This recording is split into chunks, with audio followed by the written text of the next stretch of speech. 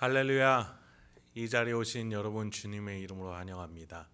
우리 함께 기도하도록 하겠습니다. 살아서 역사하시어 우리의 영혼을 오늘도 깨워주시는 하나님 아버지, 오늘도 새날을 새 생명을 주심에 감사드립니다. 오늘 하루를 주님께 맡겨드리면서 하나님의 말씀에서 얻는 용기와 힘으로 살고자 하오니 오늘 우리 영혼에게 성령님 내주하여 주시고 깨닫게 하여 주시옵소서. 예수님의 그 사랑을, 하나님의 복음의 그 섭리를 깨닫게 하여 주시옵소서. 그 힘으로 오늘도 무엇이든지 능히 감당하고 이길 수 있음을 믿음으로 고백합니다. 오늘 이 자리에 나온 우리 성도님 한 분 한 분을 위로하여 주시고 힘을 북돋아 주시옵소서. 예수님의 이름으로 기도했습니다. 아멘. 오늘 함께 살펴볼 말씀은 로마서 13장 8절에서 14절입니다. 로마서 13장 8절에서 14절을 제가 낭독해 드리도록 하겠습니다. 피차 사랑의 빛 외에는 아무에게든지 아무 빛도 치지 말라. 남을 사랑하는 자는 율법을 다 이루었느니라. 간음하지 말라, 살인하지 말라, 도둑질하지 말라, 탐내지 말라 한 것과 그 외에 다른 계명이 있을지라도 내 이웃을 내 자신과 같이 사랑하라 하신 그 말씀 가운데 다 들었느니라. 사랑은 이웃에게 악을 행하지 아니하나니 그러므로 사랑은 율법의 완성이니라. 또한 너희가 이 시기를 알거니와 자다가 깰 때가 벌써 되었으니 이는 이제 우리의 구원이 처음 믿을 때보다 가까웠음이라. 밤이 깊고 낮이 가까웠으니 그러므로 우리가 어둠의 일을 벗고 빛의 갑옷을 입자. 낮에와 같이 단정히 행하고 방탕하거나 술 취하지 말며 음란하거나 호색하지 말며 다투거나 시기하지 말고 오직 주 예수 그리스도로 옷 입고 정욕을 위하여 육신의 일을 도모하지 말라. 바울은 복음을 가지고 사는 새로운 삶에 대해서 분별하는 삶이다라고 이야기해 왔습니다. 개인의 생활과 판단 속에 또 타인과의 교제 속에 또 원수를 품는 것, 국가 공동체 생활 등을 어떻게 복음을 가진 자가 새로운 삶으로서 살아내는 것인지 이야기하면서 오늘 본문의 전구절인 7절에서 모든 것을 줄 자에게 주는 것이다 라고 말하면서 질서를 가지고 하나님의 질서를 가지고 세상을 섬기면서 살아가는 것이라고 우리에게 설명해 줬습니다. 그것은 비단 상위층에게만 해당하는 것은 아니었습니다. 다스리는 권세자에게 뿐만 아니라 모든 사람들에게 마땅히 행할 우리의 의무가 있다라고 바울은 말해줍니다. 8절입니다. 피차 사랑의 빛 외에는 아무에게든지 아무 빛도 지지 말라. 남을 사랑하는 자는 율법을 다 이루었느니라. 하나님이 만드신 질서 속에 융화되어 이제는 모든 사람들과 사랑해야 할 책무가 있다라고 말해주는 겁니다. 한 신학자는 이것을 가지고 갚아지지 않는 빚이라고까지 설명했습니다. 율법이라는 수갑에 매여있던 인류의 대표가 되어주셔서 대가를 치르고 해방되게 하셨습니다. 우리는 율법에 매여서 우리의 대표가 없어 이리저리 방황할 때 예수는 우리의 대표가 되어주셔서 우리를 죄의 속박에서 벗어나게 해주셨습니다.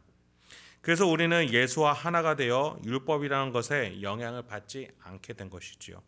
오히려 율법을 즐거워하는 자가 되었습니다. 율법을 사랑하게 되었습니다. 하나님이 무엇을 원하시고 무엇을 원치 않으시는지 알고 깨닫고 스스로 자유롭게 지키고 우리의 마음속에서 우러나는 마음으로 그 율법을 지키고자 하는 자가 된 것이죠.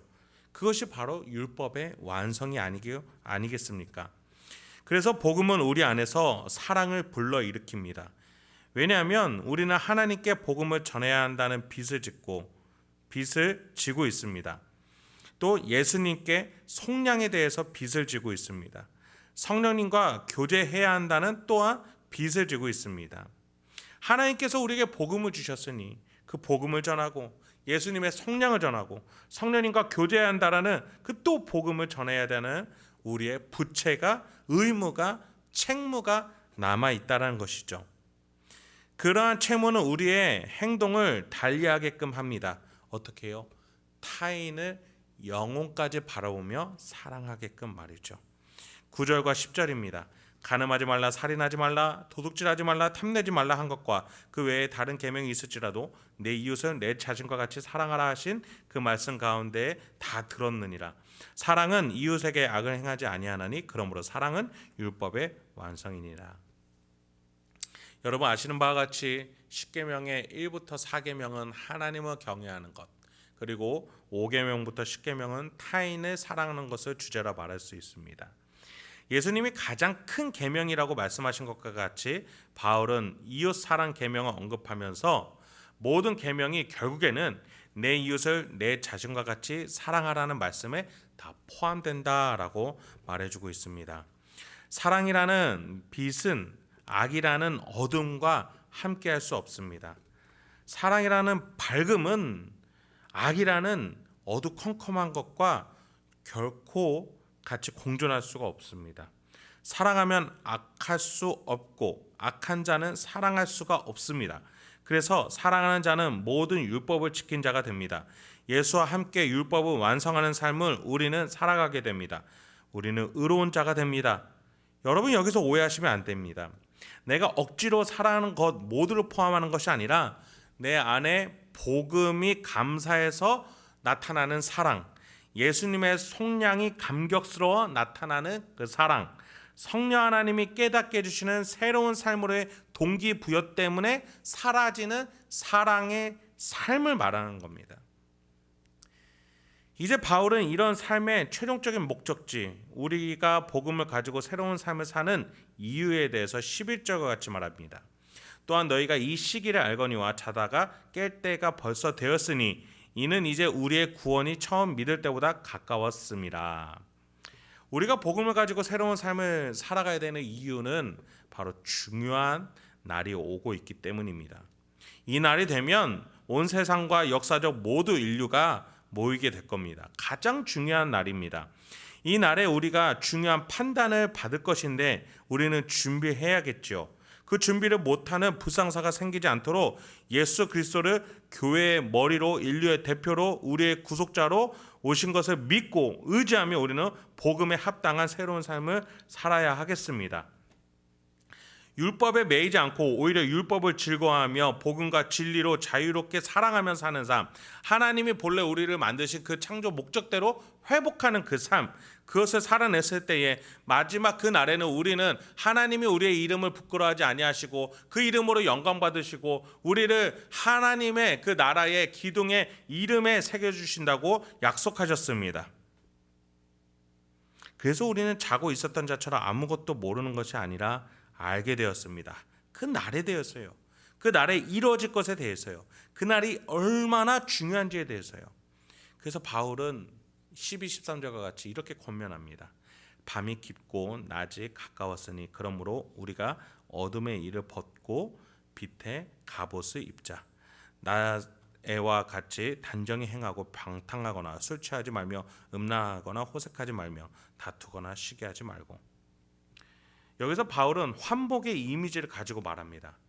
여러분 잠을 잘 땐 잠옷을, 일을 할 땐 작업복을, 운동을 할 때는 운동복을 입기 마련이죠. 그때 맞는 옷을 입어야 합니다. 바울은 빛의 갑옷을 말합니다. 어둠과 죄로 가득한 일을 그만두는 데 있어서 방탕한 삶, 술과 같은 것들로 혼미하고 정신 차리지 못하는 생활, 음란과 호색과 같이 욕구에 불타올라 절제하지 못하는 삶, 타인을 사랑하지 못하고 다투고 시기함으로 마음에 사랑이 메마른 삶을 청산하라는 의미에서 벗으라라고 말하고 있는 거죠. 그것을 벗고 옷을 바꿔 입어야 된다. 그것을 반은 입고 반은 냅두는 것이 아니라 그냥 다 벗고 새로운 옷, 바로 빛의 갑옷, 빛의 갑옷이라고 말해줍니다. 그냥 옷이 아니라 전투할 때 쓰이는 군사적인 의미로서의 갑옷을 입으라 말합니다. 여기서 빛은 바로 예수님이 우리에게 주신 복음을 말하겠죠. 이 복음으로 말미암은 그 갑옷을 입고 죄악의 무리와 싸워 이기는, 죄와 그 사망의 율법에서 벗어나 생명과 성령의 보합으로 그 복음으로 살아내는 그 삶을 우리는 살아야 됩니다. 그래서 낮에 다니는 사람과 같이 단정 행합니다. 여러분, 왜 낮에 단정해집니까? 모든 사람이 보고 있기 때문이에요. 하나님이 보고 계신다는 것을 알기도 전에 사람들이 보고 있기 때문에 우리는 단정하게 행합니다. 그럼 어두워질 때 우리는 어떻습니까? 아무도 없는 곳에서는 또 우리는 어떻습니까? 하물며 하나님이 보실 때는 어떨까요? 여러분, 우리는 하나님이 항상 우리를 바라보고 계시고 누가 있건 없건 간에 우리 안에 솟아나는 그 사랑과 복음으로 살아내야 될 줄 믿습니다. 우리의 삶은 누구에게나, 권세자들에게나, 정치를 논할 때나 경제적 활동을 할 때나 직장 학업에서나 단정함을 가지고 살아가야 합니다. 단정한 사람은 생각이 있는 사람입니다. 어떤 생각입니까? 목적과 목표가 있다는 것이죠. 무엇을 위해 행동해야 할지 아는 사람이라는 겁니다. 복음으로 사는 사람은 종말의 주님을 기다리는 사람으로서 단정해지는 것이죠. 14절입니다. 오직 주 예수 그리스도로 옷 입고 정욕을 위하여 육신의 일을 도모하지 말라. 예수와 함께 십자가의 옛사람을 죽이고 복음으로 새 사람이 되어 부활의 자리까지 따라갈 수 있게 되었다라는 그 복음을 믿게 됩니다. 그것으로 자신의 삶은 심플해집니다. 단순해집니다. 내가 예수님을 사랑하고 예수님을 따라가기 때문에 이 길을 마련해 주신 하나님께 감사하기 때문에, 그리고 나와 함께 계셔서 이 모든 것들을 하나하나 깨닫게 해주시고 오늘 어떻게 살 것인지 알려주시는 성령 하나님 때문에 그 삶은 단정해집니다. 다른 곁길로 갈 틈이 없습니다. 그래서 오늘 하나님의 구원의 그 신비로운 섭리, 그 예수님의 속약과 대속, 그리고 성령 하나님의 내주하심 속에서 오늘의 그 시간을 사랑하며 자연스럽게 그 율법을 즐거워하며 하나님의 그 명령을 즐거워하며 순종하기를 기뻐하면서 오늘 서로 사랑하며 살아가는 자가 바로 복음으로 사는 새로운 삶을 사는 사람입니다. 우리 행복한 교회 성도 여러분, 여러분은 한 분 한 분이 오늘의 삶 속에서도 이렇게 하나님 때문에 사라지는 삶, 하나님 때문에 기뻐지는 삶으로 오늘 풍요롭고 또 행복하시길 바라겠습니다. 함께 기도하겠습니다. 하나님, 오늘도 말씀의 자리 앞에 나올 수 있게 해주셔서 감사합니다.